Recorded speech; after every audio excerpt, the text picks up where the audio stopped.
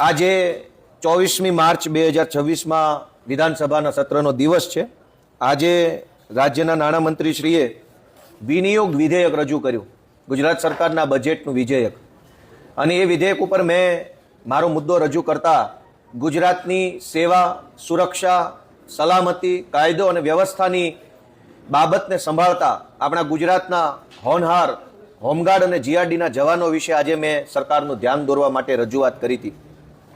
આપણા રાજ્યમાં હોમગાર્ડ જવાનો પોલીસ સાથે ખભે ખભો મિલાવી કામ કરે છે અને જીઆરડીના જવાનો પણ લગભગ પોલીસ જેટલું જ કામ કરે છે.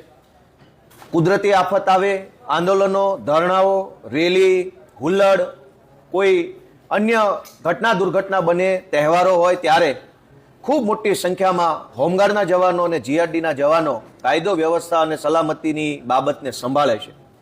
પરંતુ અત્યંત દુઃખ સાથે મેં સરકારને વિધાનસભાની અંદર ધ્યાન દોર્યું કે જે હોમગાર્ડના જવાનો ગુજરાતની સુરક્ષા સંભાળે છે, પોલીસ જેટલું જ પોલીસ સાથે મળીને પોલીસ જેટલા જ કલાક કામ કરે છે, એને માત્ર 300-350 રૂપિયા પગાર આપવામાં આવે છે રોજનો. અને એ પણ 30 દિવસ માટે નહીં, જેટલા દિવસ એને કામે બોલાવે એટલા જ દિવસનો પગાર. જીઆરડી જવાનોને પણ 200 રૂપિયા રોજ આપવામાં આવે છે. 200 રૂપિયા તો હવે ખેતી મજૂરીમાં નથી હાલતું. ખેતી મજૂરી જેવી કામ કરવાનું હોય એમાં પણ 500-600 રૂપિયા રોજ આપવામાં આવે છે રોજી રોટી માટે. સરકાર પોતે યુનિફોર્મ આપે છે, ભારતની રાષ્ટ્રીય ચિહ્ન, રાષ્ટ્રીય મુદ્રા એની ટોપી પર લાગે, બેલ્ટ ઉપર લાગે. અને એની ઇજ્જત શું? ભારતની રાષ્ટ્રીય મુદ્રા આગળ 3 સિંહો દેખાય છે, 4 સિંહો વાળું જે અશોક ચિહ્ન જે છે એ જેની ટોપી પર લગાયેલું છે એ માણસનો પગાર 200 રૂપિયા. પાણીપુરીની લારી ખોલે તો અત્યારે વધારે પૈસા કમાય એવો માહોલ છે. મેં આજે અંદર રજૂઆત કરી કે આ આપણા હોમગાર્ડ જવાનો અમદાવાદ, રાજકોટ, વડોદરા, સુરત જેવા શહેરોમાં તો લગભગ 12 માસ હોમગાર્ડ જવાનો પોલીસ સાથે નોકરી કરે છે. અનેક હોમગાર્ડ જવાનો પોલીસ વાનનું ડ્રાઇવિંગ કરે છે દિવસ રાત. અનેક હોમગાર્ડ જવાનો ટ્રાફિક વ્યવસ્થા સંભાળે છે. આખો દિવસ ધુમાડો લેવાનો, કર્કશ હોર્નના અવાજો કાનમાં જાય, એટલી બધી શારીરિક યાતનાઓ ભોગવીને પણ હોમગાર્ડ જવાનો જ્યારે રાજ્યની વ્યવસ્થા સંભાળે છે ત્યારે આ હોમગાર્ડ અને જીઆરડીના જવાનોને પૂરો પગાર મળવો જોઈએ એવી રજૂઆત મેં વિધાનસભાના અંદર સરકારને કરી. મેં એક બીજી પણ એવી રજૂઆત કરી કે હોમગાર્ડની અંદર જે કમાન્ડન્ટ આવે છે, આ તમામ કમાન્ડન્ટોની રાજકીય નિમણૂક થાય છે. ખાસ કરીને ભાજપ પક્ષની અંદર હોદ્દો ધરાવતા હોય અથવા ભાજપની આગળ પાછળ ફરતા હોય એવા માણસોને કમાન્ડન્ટ બનાવવામાં આવે છે. અને પછી આ કમાન્ડન્ટો હાજરી પૂરવાના પૈસા માગે, રજા આપવાના પૈસા માગે, નોકરી ઉપર વધુ દિવસો ભરવાના પૈસા માગે. અને આ કમાન્ડન્ટો કોક હારાય હશે પણ લગભગ જગ્યાએ કમાન્ડન્ટ દ્વારા હોમગાર્ડ અને જીઆરડીના જવાનોનું આર્થિક અને ક્યાંક ક્યાંક તો બહેનોનું શારીરિક શોષણ થાય છે. એટલે મેં 2 રજૂઆત સરકારશ્રી સામે કરી કે આપણા રાજ્યની સુરક્ષા સલામતી સંભાળતા પોલીસ જેવું જ પોલીસ સાથે રહીને પોલીસ જેટલા જ કલાક કામ કરતા અશોક ચિહ્ન જેની ટોપી પર લાગેલું છે એવા હોમગાર્ડ જવાનોને તમે પૂરો પગાર આપો અને કમાન્ડન્ટોનો રાજકીય હસ્તક્ષેપ દૂર કરો. તો હવે ગુજરાતની સરકારે વિધાનસભાના ગૃહની અંદર જે જવાબ આપ્યો એ સાંભળવા જેવો છે. મને અત્યંત દુઃખ લાગ્યું. મારે તો ગુજરાતભરના સૌ હોમગાર્ડ જવાનોને વિનંતી કરવી છે, સાંભળજો અંદર હું જવાબ આપ્યો.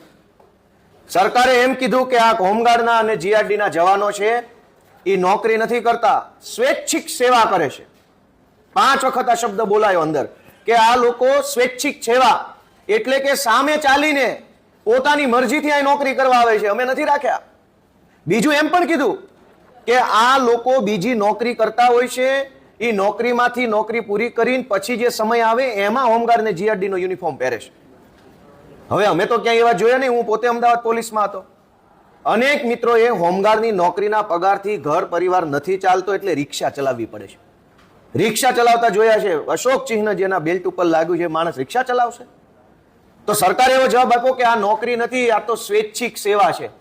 પછી એવું પણ કીધું કે એ લોકો સમાજ સેવાનું કામ કરી રહ્યા છે, દેશ સેવાનું કામ કરી રહ્યા છે. તો દેશ સેવા ખાલી હોમગાર્ડ જ કરશે? ધારાસભ્યો, સાંસદ સભ્યો, મુખ્યમંત્રી નહીં કરે?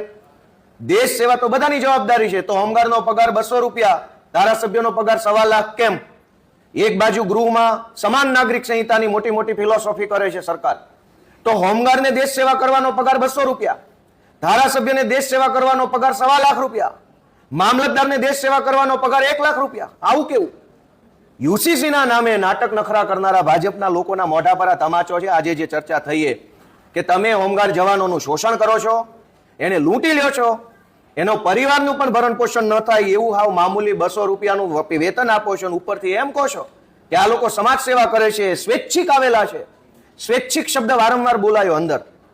સ્વૈચ્છિક કોણ આવે ભાઈ? પૂરો પગાર એને કંઈક બીજી નોકરી મળતો હોય તો શું કામ હોમગાર્ડની નોકરી કરીને 200 રૂપિયા માટે ધુમાડો ખાય આખો દિવસ? નથી ક્યાંય કમાણીની વ્યવસ્થા, એટલે લાચારી વર્ષ હોમગાર્ડમાં કદાચ આવે તો તમે ત્યાં એનું શોષણ કરો છો. એટલે આજે ગુજરાતના હોમગાર્ડ જવાનો અને જીઆરડી જવાનોને પૂરો પગાર આપવામાં આવે એવી મેં રજૂઆત કરી છે.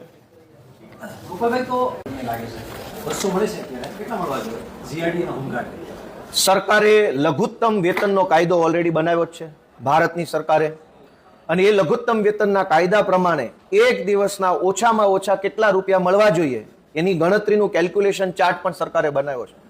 200 રૂપિયામાં તો આજકાલ શું આવે છે? એક સારા સિનેમાની ટિકિટ 200માં નથી આવતી.